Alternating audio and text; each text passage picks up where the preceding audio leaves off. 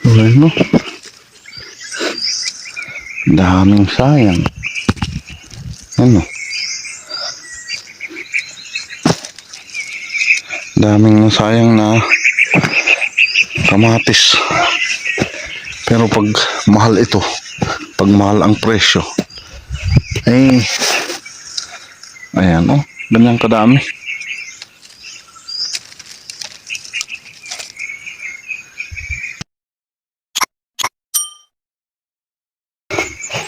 Dito po tayo sa taniman po nila ng kamatis.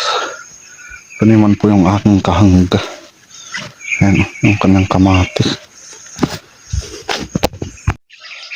Tama sana ito, pero hindi po siya po ay umabot ng June, February. Inabot po niya ay mura. Umabot po naman ito, pero nung taglamig po ito ay yan oh, lalaki ng kanyang bunga. Ito ay taglamig. Nung inabot naman po nito ang daan na presyo, pero kaunti po yung kanyang na-harvest kasi malamig. Kaunti po yung na-harvest, nahihinog. Ngayon lang naman po siya uminit, kaya ayun.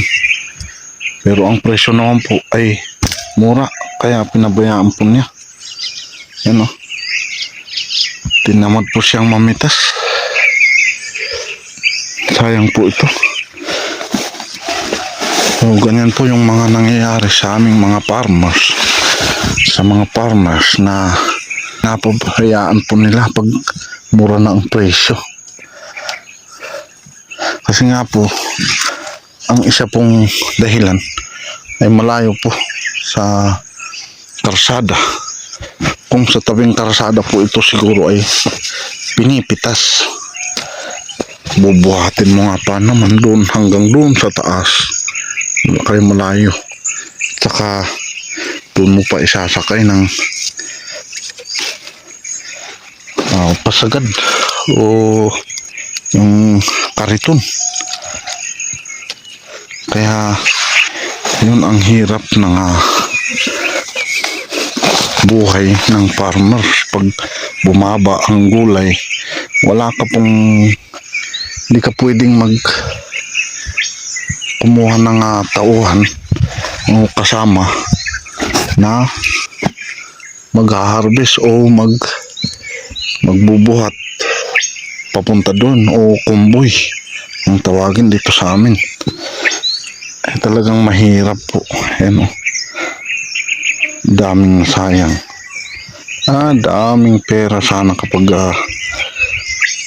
ang inabutan po nito ay kung kahit 25 o 20, 30 pesos per kilo, ay maraming nahaharvest po.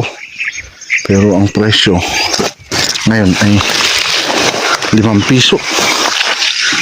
Paano ka naman kukuha ng mag-harvest, o paano ka naman kikita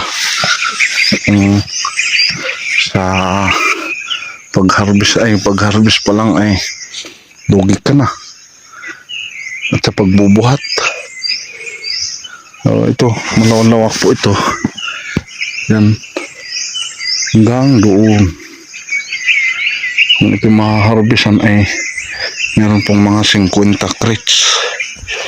Yung isang crates ay net kilo nun ay 23 kilos. Kaya kailangan mong manguha ng komboy para mapunta dun sa palengke o sa NBAT, sentro ng trading post. Yan o, lalaki.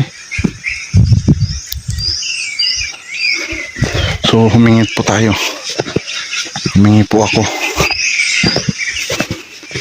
paalam tayo na kukuha. Ayan o, dami nitong kakainin po natin, papamahagin po natin yung iba.